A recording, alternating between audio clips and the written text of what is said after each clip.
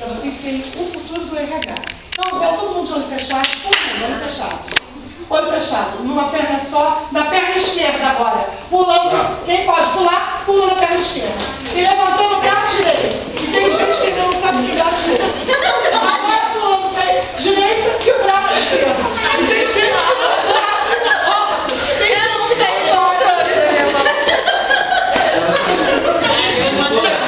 ótimo, vem cá. Miguel, vai. Olha, que você.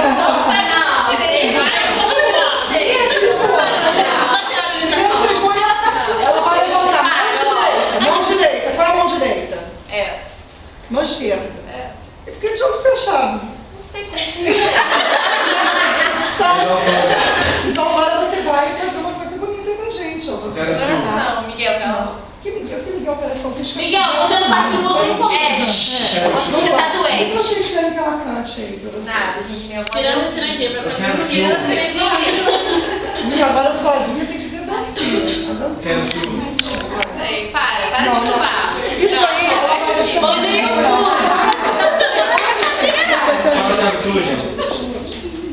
Eu quero. Eu não sei o Como que que te ajuda? Como que vai ajudar, né?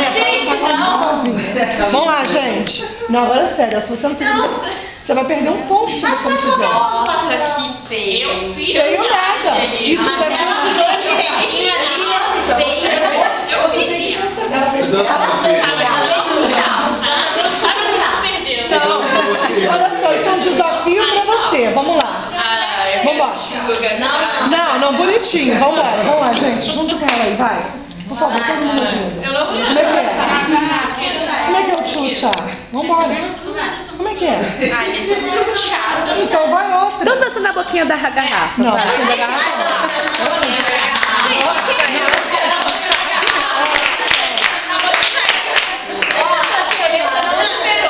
Bom, ela chega nada no RH, você viu? Tinha uma vaga, você tinha uma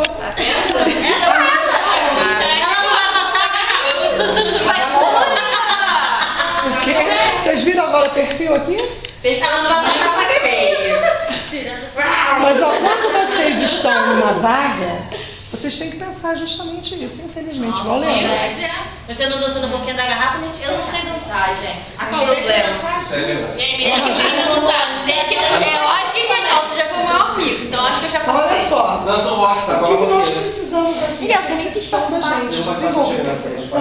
você. Às vezes é muito mais difícil com o olho fechado. Então, quando eu falei, está dirigindo, é uma coisa. Você dirige tanto tempo, e às vezes você tem uma placa lá que você não sabe, e você dança.